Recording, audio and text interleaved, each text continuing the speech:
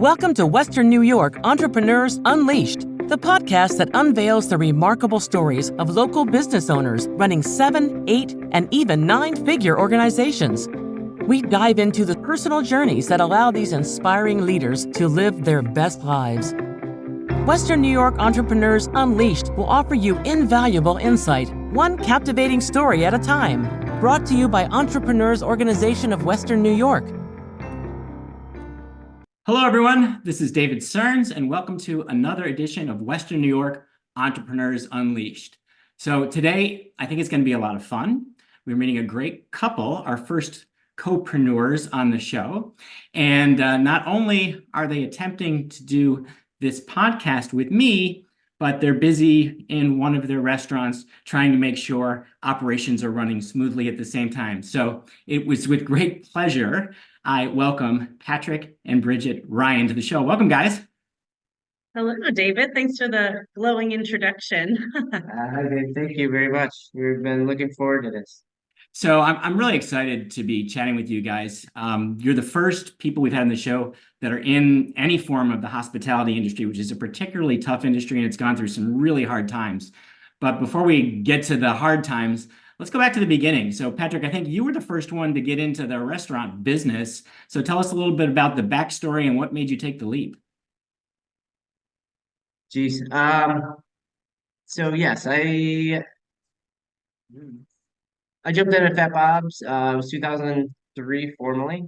I was about 21 years old, 22 years old. At that time I was still finishing college, and my family, my uncle and cousin jumped in.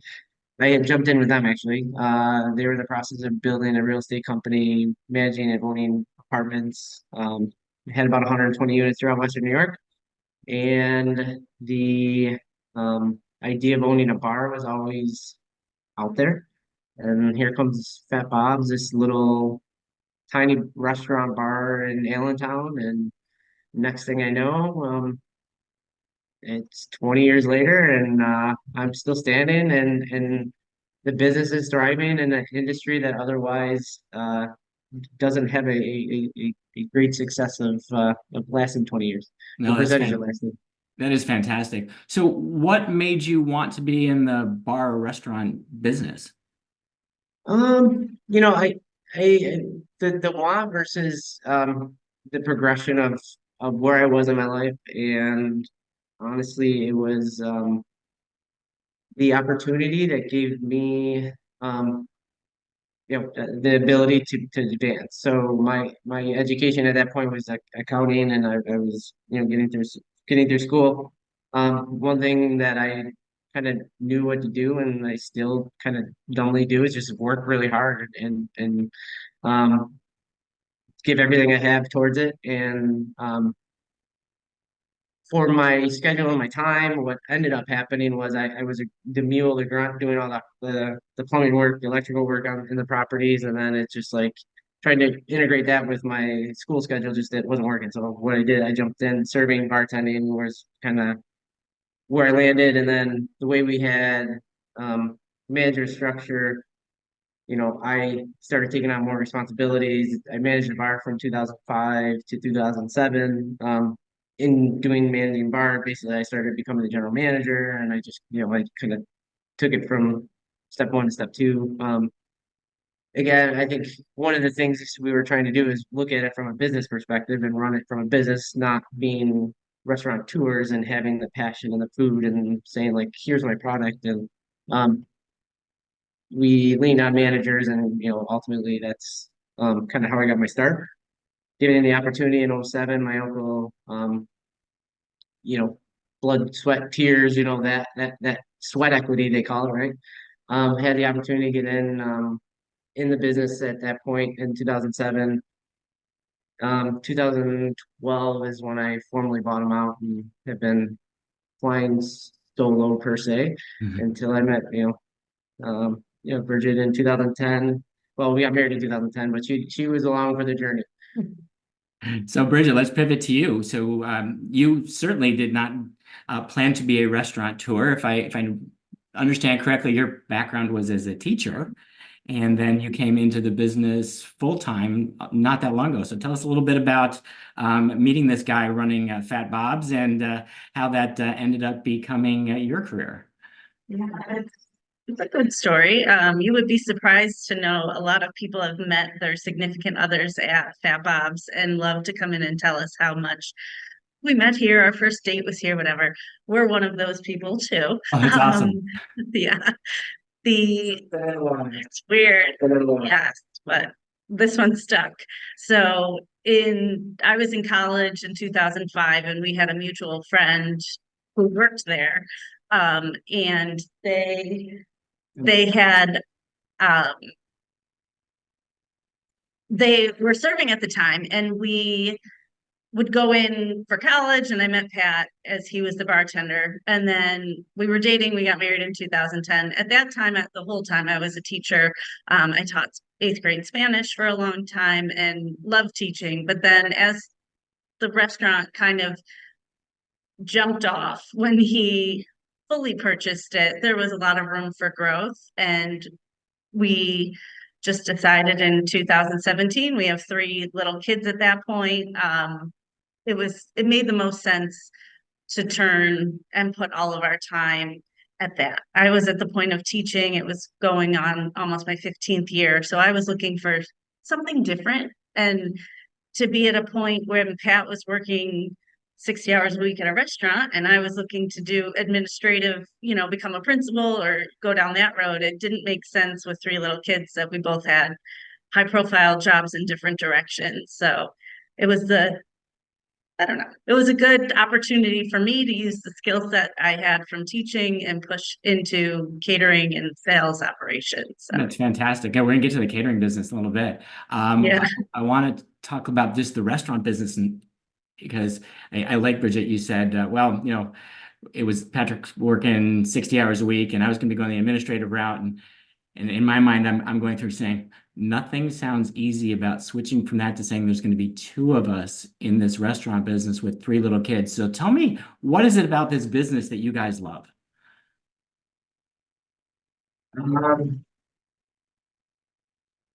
Yeah, I mean, I'm thinking what she was sharing, and I think kind of twofold. And I'll get to your ultimate question. I think breaking the mold of what you grow up like our generation, our parents' generation. It was go to college, get a job, earn a career, move up, get retire, your pension, like that formality. I never went that path where she was on that. So the question, the breaking that mental, um, kind of like what we're stuck, like this is what we're supposed to do, this is the box, and like having that conversation to make that ultimate leap.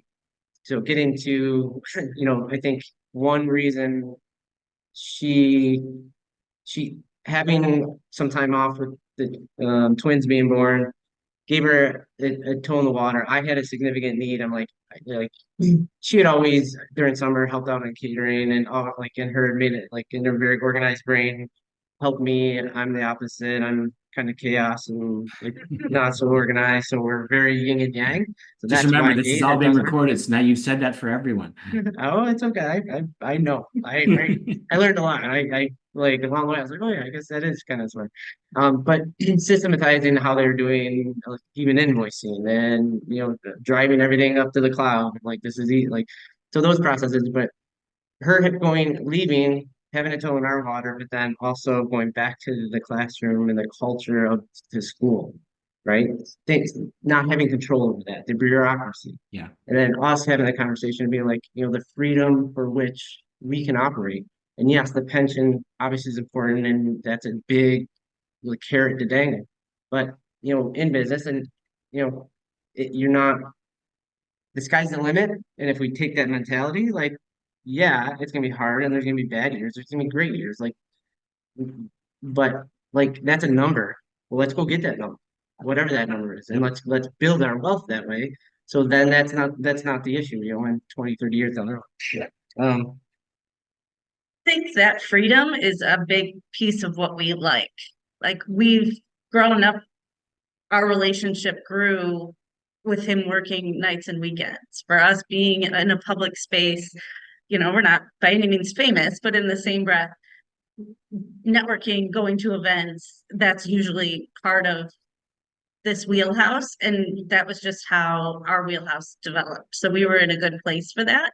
And I think going back to a more formal teaching standpoint made me realize I love teaching, but I loved the freedom with three little kids that, we can still go to dinner on a Monday night or have a babysitter on a Tuesday. The freedom of our schedule allows us to be successful. So, On the flip side of that, the first time we wanted to take a vacation was the reality of like, okay, that means, quote unquote, two managers are going to be gone at the same time. Like, oh, that puts a layer of complexity into us thinking about taking significant time off, and going through that reality. Since Yeah. then, it's there, but I'm gonna ask you a that's the little, other side of the coin. I'm gonna ask you a little bit about that co-preneuring thing in just a second. So, restaurant business, what are some of the biggest challenges you face just being in this industry? Um, yeah. So, I, I think one of the challenges, I mean, there's a lot of challenges, and we can get into the minutia that everybody's dealing with, like yes, labor and people are hard, and like having to pay more, and like the personalities that you get at the door to like try to fill entry level positions, and nobody wants to talk about that, right? Um, um, the challenges are there, and I think, um,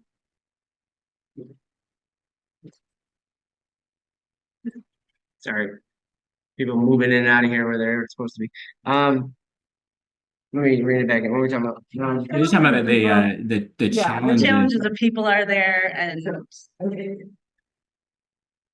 completely lost train of thought. That's I'm all right. sorry, Bridget, what do you David. find? What do you find to be the biggest challenges of the restaurant industry? well, honestly, I think we're living it right now in this, space that we're recording. Honestly, it's the constant change. And I think if it's not people, it was 2020 and then food costs, like there's just always a variable that's changing.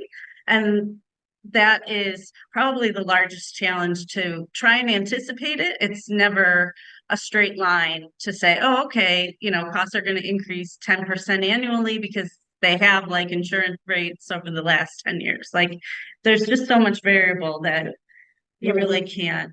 I think, I think the challenges of running the business, I think, are pretty fairly well known. I think if this is an EOE podcast, then I think getting to more like that 5% level, the one and this is the issue I struggle with. And it was like really trying to find my identity in the sense of like as a 19-year-old, the 18-year-old that had this form that I was supposed to go to college, I was supposed to go out and get that job, and I was supposed to go up the corporate ladder and do all that stuff, and I didn't follow that trajectory, and I ended up in the restaurant business. And you would have told that 18-year-old in 20 years, this is what you're going to be doing in this industry. Largely, it would have looked as a failure, right? As an 18-year-old, 20 years down the road, I'm in this industry. Like, sure, a lot of details left out, but and as we progress and as we build the business, from doing $500,000 a year to what we're doing this year, and building these different revenue streams and all this stuff, like I had a conception, like I couldn't get past, like, is this what I'm supposed to be doing? Did I fail or did I not? And I'm always like looking in the front in the windshield, never looking back. And she was always that person that was like, look at what you've done. Look at where you're at. Like, think about what you are in this community. Think about what you provided to this community, and then the mindset to where we are today, having working with peers that mostly were my age as I grew up, and we kind of all were growing up in the same business, and now that layer of generation is now 20 years younger than me, and the different generation.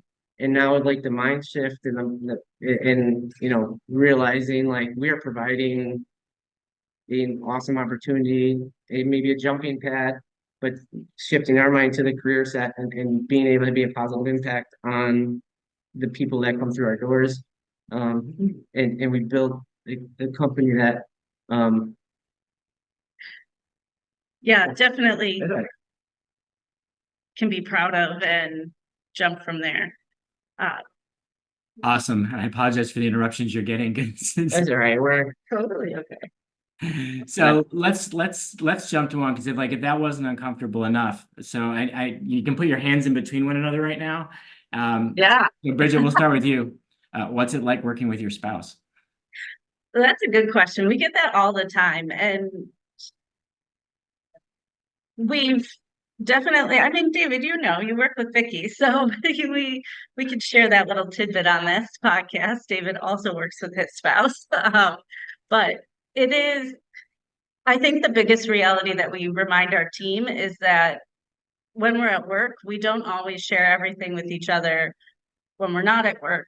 So, kind of forming our own identities that people, our teammates, as well as like our family, don't assume because we work together every day. I know everything that happened, like all of our communication channels. It definitely, it is good to work with Pat, and I don't have any like qualms or issues. I am definitely the more organized logistics person, and Pat is our problem solver and fire putter outer. So we've worked well together for that reason, I Well, think. that's great. And Patrick, I'll ask this one to you. How do you split the duties and responsibilities so that you're not bumping into one another? I think it definitely in the very beginning, I think we have a much more defined place in our organization and what people come to us for and don't come to us for. But it didn't just magically happen, and in a small organization and it kind of twofold, I guess. I think there was a transition for Bridget to kind of, I think step into this space that I've been operating in for the previous 15 years and to feel comfortable to, have a voice and take that manager and leadership role. And then, we were at a point like people would have a conversation with me about something, and then there was just like this magical assumption that because they talked to me, it's in her brain. And it was like, well, no, and then it was just literally like, guys, I go home, we don't fucking talk about work. Like, there's times we do, but that's the last time. Like at this point, I need to shut down and like I need to reset. And I think it was that it took some time to realize like what when do we have personal time to talk about business, then when we have our family time. Recently in the last few years, doing walks in the morning when we wake up, the kids go to school. We flesh out the days and kind of some challenges that we're having, and just finding that time or literally closed door meeting, like we need to talk about this, and then we flush through it and what. Yeah, then Patrick, that made me think like when you have a tough challenge, something that would be just like owner level or leadership team level to decide, how do the two of you work together to make those kinds of hard decisions? Luckily, at this point, I'm knocking on wood, but they've been slow builds that I think we both know in our gut what the decision is. And I think to plug EO, I think relying on outside besides the both of us to make a decision is, what go to your forum or go to, someone else in the industry at that ownership level that you could lean on. But I think for the most part, we haven't come across anything major that we haven't agreed or at least discussed enough to say we agree. We've been prior to her. I mean, she obviously is the spouse.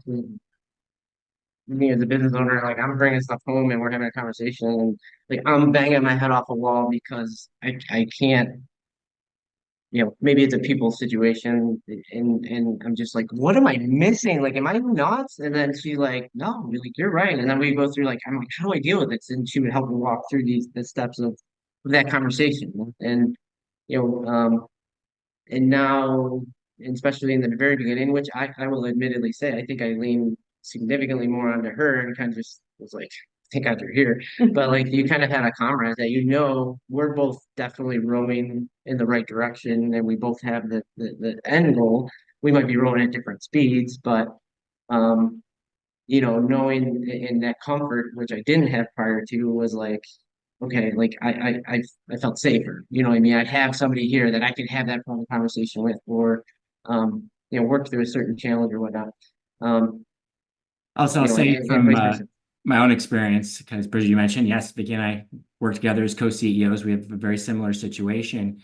And Patrick, you mentioned, it takes time when you're, any business partnership to make sure that the partners are in the right roles and not trying to do this back and forth over and over again where you're stepping on each other's toes.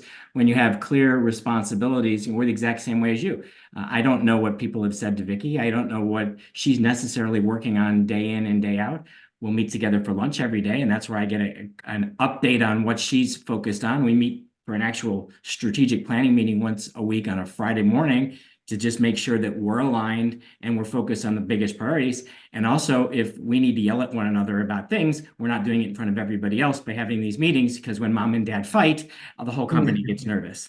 So Yeah, no, you're right. Western New York Entrepreneurs Unleashed is brought to you by Entrepreneurs Organization of Western New York. EO is a global peer-to-peer network of entrepreneurs with more than 18,000 worldwide members. Locally, our 52 members employ more than 1,800 people, and we have a median revenue of $2 million. EO was founded to help move the world forward by unlocking the full potential of entrepreneurs. And our goal is to enable transformational growth in the lives of our members. If you're an entrepreneur with a business generating at least $1 million in annual revenue, come see what EO is all about. Visit us online at eo-wny.com. So for you guys, the other side is you've got kids you're raising, and you mentioned, Patrick, you mentioned that you try not to bring work home, but sometimes you talk about it. So how do you create that separation between the restaurateurs and the parents? I can schedule a lot of Slack notifications to send at 9 a.m. the following day. So they will light up just because it's not, you're in the middle of dinner, you're cooking, and you think of something, or you see the email and then you want to deal with it right in the moment. But we've really tried. Yes, it happens, but I think that's something subtle to that. But I think, I mean, have three little kids. They're busy. I think where we are today, where if we were having this interview 5 years ago, it's a little different, and our kids are old enough to understand what's going on. They're 10. We have twins that are 10, boy, girl, and then we have an 8-year-old. And yes, they're busy and they have sports, and um, there's times like we might be having a little bit more of a animated conversation, and they're kind of like, huh, it's like, we're talking about work, whatever's going on, or maybe it's a dinner table thing, and even just bringing in like, hey, we somebody's having a hard circumstances outside of the restaurant or something, like having them as part of that conversation, and is it with a mindset like they're going to take over my business? Like, no, not at all, but like exposing them, in the morning or at night, like, hey, I gotta run work because of A, B, and C, and they'll come along. And they can encouraging them to help us out. Um, I think, I mean, there's no playbook for it. It's like I know you guys raise kids, through the business, and I know we have a lot of like, we're not the only ones out there, right? And there's no magic, um, set playbook for it. So, So you do your best, let me jump in, Patrick, because I'll just experience share, since my kids are a little older than your kids. So I think you've got exactly the right attitude. My personal belief. I know some people believe that you don't bring work home at all, and there should be a clear separation. I have no problem with people who think that way. And I know some people that have met that, every meal, including all day Thanksgiving, all they talk about is work. I kind of feel like neither extreme is good. It's my personal view, but your kids learn a lot from seeing you and more than you know. I happened to be at a conference yesterday, and one of the keynote speakers played a video of his daughter who started as an 8-year-old playing hockey and went to be I think the final video shot, she was 16. And he asked her why she worked so hard. And she essentially said, because that's what our family does. And her dad was a state trooper at the time before he became a motivational speaker. And he never intentionally said, you must work hard because you're a member of this family, but he lived that life, and his kids took it upon themselves to learn that lesson. I think there's so many valuable lessons. For me, I wouldn't be an entrepreneur if I hadn't heard my parents talking about their working together around the dinner table. And it was completely normal for me, for mom and dad to be working in the same place, because that's what mom and dad did. I didn't think it was any different. So I would say, though, for you and other listeners of this show, the one thing that we never effectively explain to our kids is a lot of times you bring home problems to talk to one another about, and you talk through issues at work. Well, to our kids, that sounded like, oh, you must hate your job. All you do is talk about problems, as opposed to, no, this is a nice time for mom and dad to work through things because there are things we can't say at work. And kids don't know that. So that's my one experience share is when you're talking about problems, then you have to explain that why it's actually a really good thing that we can talk about this and have someone you trust so much to have the conversation with. Okay, I want to move forward in time because I want to talk a little bit about COVID. And you guys got hit very hard with the COVID shutdown, and a lot of people in your industry didn't survive, but you guys were pretty incredible to watch. So would you just share a little bit, like, you had this challenge, you're shut down, your restaurant is closed, and how did you guys survive? And I hope you haven't just blacked it all out of your mind at this point. Yeah, well, at this point, I'm like, no. It it it was. I mean, we all went through our own experience, right? It wasn't fair to some of us. It was very beneficial for others. Um, you know, trying to stay ahead, and honestly, a lot of, and I don't know where I would have been and how I would have handled it without you. Um, I was in a restaurant forum during that time, and there were members on the West Coast that were saying like, "Hey, what's your business interruption insurance?" I'm like, "What the fuck is that?" Like, huh? And and they were like, "Yeah, well, and they started kind of having a couple weeks before, we were really impacted and such, and just kind of had it on and started the ball rolling. So my attitude at that point, it's like we can close and kind of ride it out over, and we did for a weekend, and me at home, and she was just like I couldn't sit still, and I'm like, we have to do something, like, and then it was like we got to stay relevant, let's push, and we pushed, and we pushed really, really, really, really hard, and if I had to go back and realize, like, I think the push was a little too hard, and for me, it burned me I was done. Like, I was toast, and it was what it was, right? Um, getting into what we did creatively, I mean, that's a whole other couple hours worth of a conversation that, I don't Well, how mind about just a having. couple of highlights? What are the couple of big things that you did to survive because you were very creative? We we have food trucks. One of the subtle things were people weren't allowed or be going anywhere. So a couple friends that lived in the suburbs of Buffalo said, "Would your food truck come and essentially do takeout?" So we would go to a cul-de-sac and serve for 2 hours. People would pre-order and pick it up with a mask. We were absolutely not condoning like block party type setups. But this was a pre-order, but we brought the food to them because people couldn't come and dine in. We There was a group, Pat actually helped name it, called Buffalo Resilience. It's still working today, but they did hospital meals, so boxed lunch meals, which the restaurant wasn't being used, so the whole dining area, we put out banquet tables and just made boxes and boxes of food to bring to first responders. And then word got out that that was possible. So then, real estate companies were looking to sponsor the lunch. My aunt lived in South Carolina or Florida and said, I'll send you $300. Can you pay it forward to the Kenmore Police Department? And we were able to do those kind of things that whether we were making money or not, it kept the wheel churning and kind of made a little dent in the, all the restrictions that were out there. Yeah, I mean, I think really the one thing I learned very quickly was cleaning out. Like we shut down, I think it was the 17, 18, 19, so it was like the 20th of March. And it was just like, we got like, hey, if we can't function as normal, like what are we gonna do with these coolers of stuff? So there's a process, right? The process was cleaning it all out.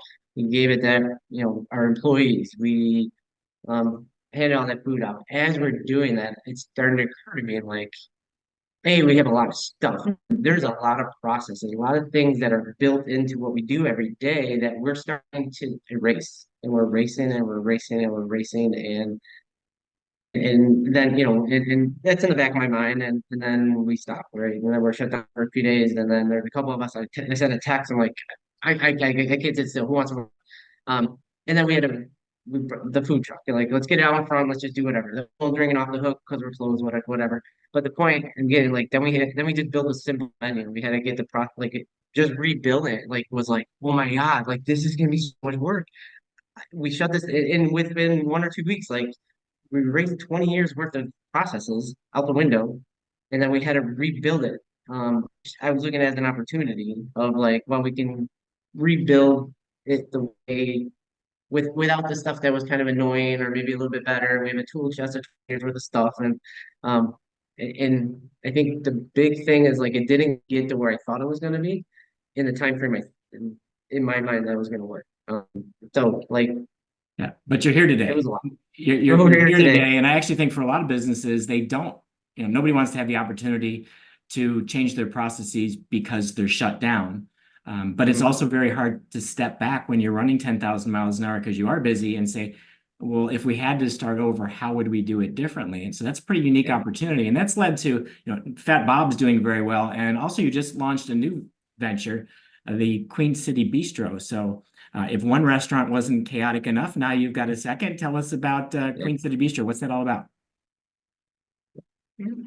So we're outside of the restaurant near the entranceway, but it's in the theater district of downtown Buffalo near Shays. It's a partnership with 42 North Brewing. They have a tap room in East Aurora, and actually out of COVID, everyone paused enough that we decided to open a second location in their tap room in East Aurora. We've been there for almost 4 years, and it's great. We do events, we've spread our reach to the South towns. So when an opportunity came up to be in this space on Main Street in Buffalo, 42 North was opening the bar side of things and asked for us to join on the culinary end. It's only 0.3 miles from our flagship Fat Bob. So we're not doing barbecue. It's new American cuisine, flatbreads, burgers, a lot of fresh vegetables and flavors. So very bistro style menu in an Art Deco inspired tap room. So. Oh, that's awesome. Is it twice the effort to run two restaurants, or are you learning to effectively manage two at once? A month in, it's a work in progress. So it's twice the effort. It is, and you have we built a really robust company in Fat Bob's, and we do a lot of different things, right? And those things are still going on. We have strong people, and then we have now this location, which is a different menu. So from ingredients to the pots and pans to the execution, to the service, like it's a completely different animal, which for me is refreshing because it's a new challenge, and I'm able to go back to like some of like things I haven't thought about in a long time because they're just part of our processes there at Fat Bob's, and like I don't think about it anymore. It's like, oh my gosh, yeah. so it's given a lot more energy, and yeah, I think every every day, every week, we're in that moment of like, how do I divide my time and where do I need it the most? Mhm. And then you layer in, our relationship and our family. And right now it's like a day to day to a week to week. Like, what do we like? Where are you gonna be today? I gotta be there. Whatever. We'll figure it out. Fortunately, again, and that was one of the things that didn't attract us is like it's a 7 minute walk, right? Like, there's a fire. I hate to say fire. If there's an issue, I can get there very quickly. If I'll be here for a couple hours tonight and I'll go to bed. Like, it's been a really cool change in my day to go from one place to another in a very short period of time, and so far it's been fun. That's great. That's great. So before we run out of time, a couple things I want to touch on to wrap things up. So one, you're both involved with Entrepreneurs Organization of Western New York, and in different ways. So you mentioned it a couple of times, but why did you get involved with EO, and what has it meant for you? Yeah, I joined EO in 2017 formally. I didn't know anything about the organization prior to. I did UB CEO program Center for Entrepreneurial Leadership in 2008 and another program in 2010. Some of our current members and some previous members that I looked at in a very respectful manner, had great businesses, were in this, in EO. I'm like, what are you guys talking about? And they're like, EO.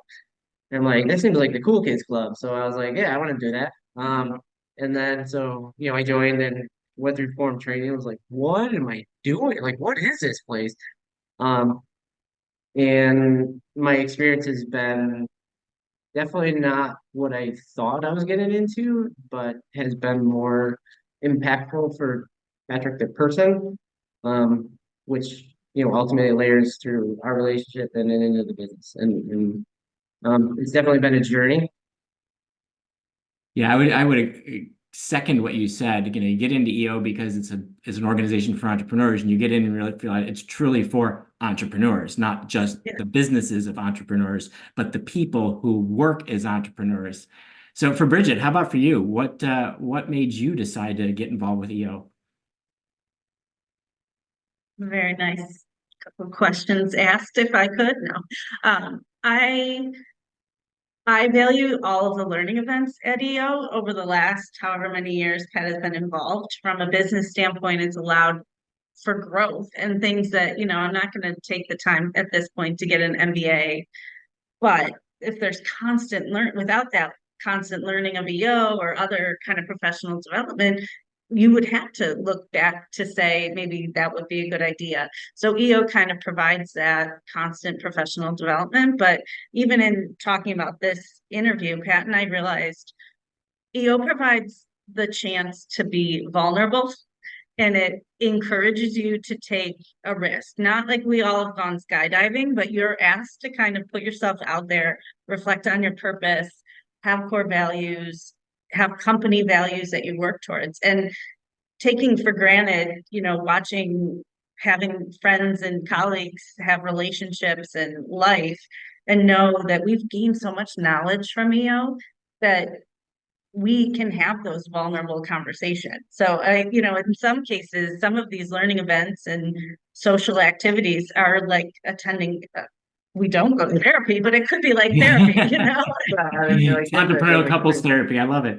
yeah, I think, and sometimes it's like, is this like therapy or is this like, I mean, we're talking about emotions, like that's weird. Yeah, I think getting comfortable with it, but I think I think one reflection she shared with me, um, through talking with some friends or whatever, like whatever they're dealing with in their relationships and whatever, made her realize, like, I think comment was like, I don't know how much I know about this person that I'm with. And it's like she reflected and like, holy cow, like we've done this work.